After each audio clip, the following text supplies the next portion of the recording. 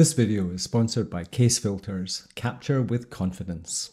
Click on the link in the description below and use the code Alister for a 5% discount.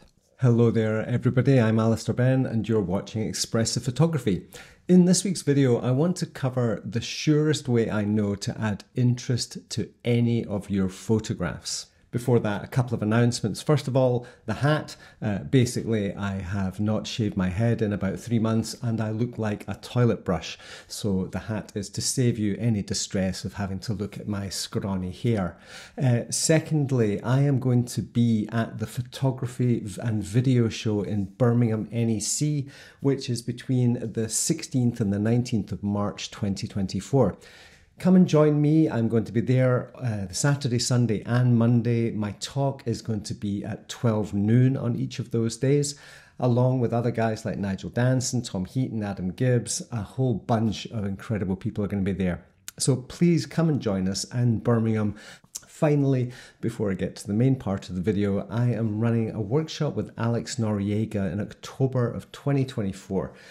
Out on the Outer Hebrides of Scotland, and we've had a cancellation, so there is one spot left. This is the first time that Alex Noriega has been to Scotland, and we're teaming up to take 8 lucky participants out into the most incredible landscape. And if you want to see how Alex Noriega and myself deal with these landscapes, then there is one spot left. So why don't you go over to our website in the link below and check out that, plus some of the other workshops I also have available for 2025, including Morocco, Scotland, and of course the north coast of Spain. So after that huge amount of information already, what is it that can give your photos a boost to make them more interesting, to engage your viewers, and to perhaps add some more depth and three-dimensionality? Well, we all talk about leading lines, we all talk about perspective. There's all sorts of these things that are talked about ad infinitum. And what I want to do is get to the absolute core of that. What is it about successful photographs that make them successful? Now, modestly, I'm going to use a few of my own photographs here on the assumption that I think they're not too bad. I've just realized that that may be the flaw in my plan. Right, so what is it about landscape photography? Well, of course, with landscapes, we have all sorts of different things that are going on all the time. The focal length that we choose, the dynamic nature of the landscape, the dynamic nature of the light. But in terms of composition, if we strip away all the color and all the fancy processing, the bottom line is that we have to compose a scene with something in it that's interesting and hopefully some other supporting casts and some context, and to basically create a frame that feels like it sits in the frame. So this is quite a famous location on the Outer Hebrides here, very close to somewhere I'm going to be spending a lot of my time. And basically what we have here is there's a very clear and obvious main event, which is the sea stack here with the beautiful hole through the middle. We've got some very complementary light, and I've included quite a lot of foreground in the scene. The thing that helps make any photograph significant is to have a sense of here and there, i.e. something that is here and something that is over there. Now, including a foreground is a really good way of doing that. There's an immediate sense of here, and we know because of perspective and scale that that is further away, and of course the clouds are even further away. So we have immediacy, we have then something else, we then have something else, we then have the horizon, and then we have the clouds in the distance. So the word I like to use to explain those relationships are transitions. We have a transition from here to there, and that runs pretty much diagonally through the frame. So therefore, it's also following the corner to corner angle there. So the here to there creates that movement through the frame that's a natural way for us to go. So what is a transition if it isn't just something that's close to something that's far away? And if you think about what we have here, we have a number of different interactions between different things. So we have the most immediate thing, we have rock to water to rock to water to clouds. So that is a transition of content.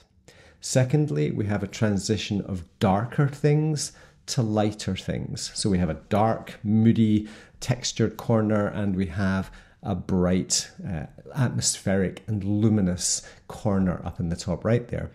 So that transition of dark to light, from rock to cloud, from cool to warm, those are all transitions, this magic word again, the transitions of various things to other things within the frame. And the relationship between all of these different things and the lines and the connectivity and the implied lines, all of these transitions are working together to make the image feel whole. Now, if you have odd things in odd places, if there was a big pile of rock up here in the corner looming over, that would change the transitions. It would enclose things in a different way. There's a consequence to everything that's within the frame, and your job as a creative landscape photographer, or even an expressive landscape photographer, if you have aspirations of total grandeur, is to organize the frame to make it coherent and logical and feel to the viewer as if you have thought about it. In the second example from the Isle of Harris, we have another a square composition here, and again, if we look at the corner to corner, this I call it the saltire because it reminds me of the Scottish flag, runs right through the middle of the frame there. We have various transitions. It's quite a dark and moody image, but it's a very graphical one. We have this strong triangles and lines in the foreground that make it feel very, very dynamic, going through to this very luminous midpoint. That is a sense of here and there. There's a very strong sense of depth in this photograph. I was shooting at 12mm, so I'm right on top of this little piece of rock here. And we have from angular to smooth. We have from rounded shapes to more angular shapes. Again, we have warmer tones in the foreground receding to darker and cooler tones in the background. We have more texture in the foreground than we have in the background. Every time you look at a photograph, think about how many different types of transitions you have put in the frame and identify each of those, and you will understand your own photography far better. Now, landscape photography is always thought of as big landscapes and the majestic, and there has been a move over recent years into the more intimate scenes, and I'm seeing people writing articles about, is intimate the new majestic or the new grand landscape? Personally, here at Expressive Photography, I don't care if we're shooting big landscapes or small landscapes, intimate scenes or majestic scenes, as long as we do so with the words "care has been taken" at the front of our brain. We should be taking care how we arrange our compositions and understanding how we make up our ideal sense of what an aesthetic is going to look like. If I move to this, which is a far less majestic scene, it's a much more intimate scene.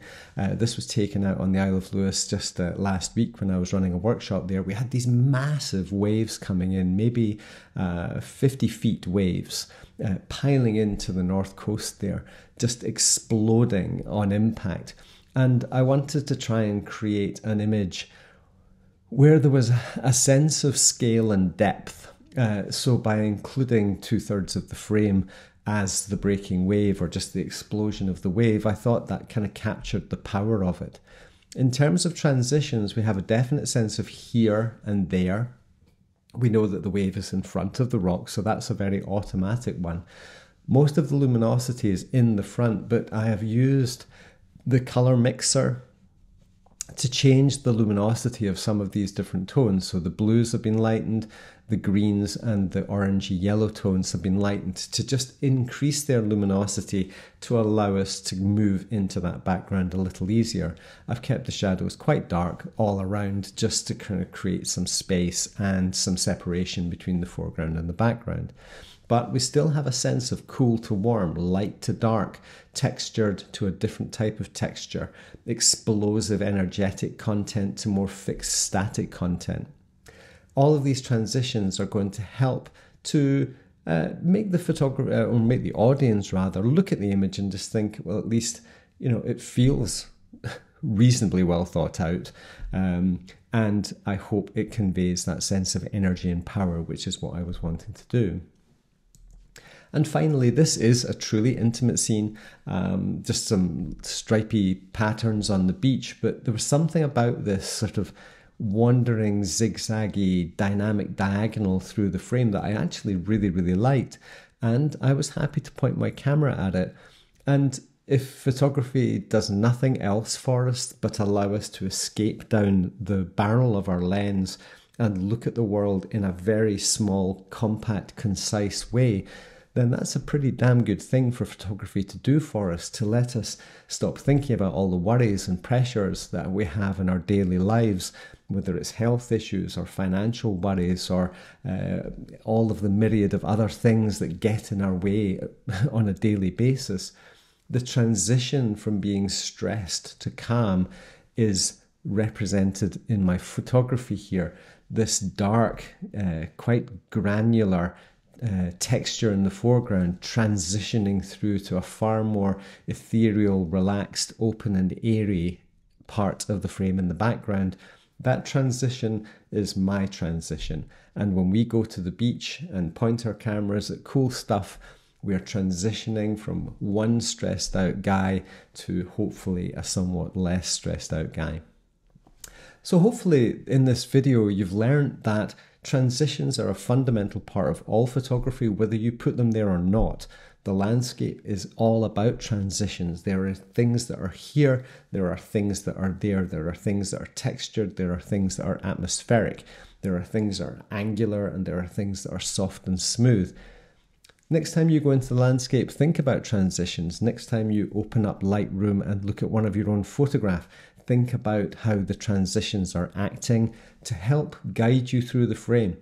Are you being led somewhere you don't want to go? Are there things in the frame that are adding textures or atmospheres or colors that are confusing the theme of the photography that you're trying to make? I hope you've enjoyed this. I do hope some of you can pop in and see me and the other photographers at the photography show in Birmingham NEC between the 16th and the 19th of March this year.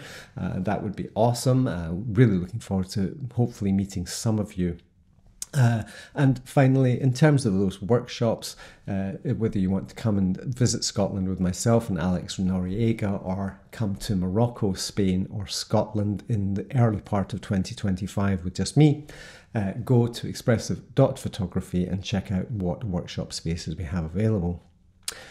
Apart from that, lots of exciting things coming. I've forgotten to mention there is a 20% off standard ticket pricing for the NEC show using the code CASETPS24.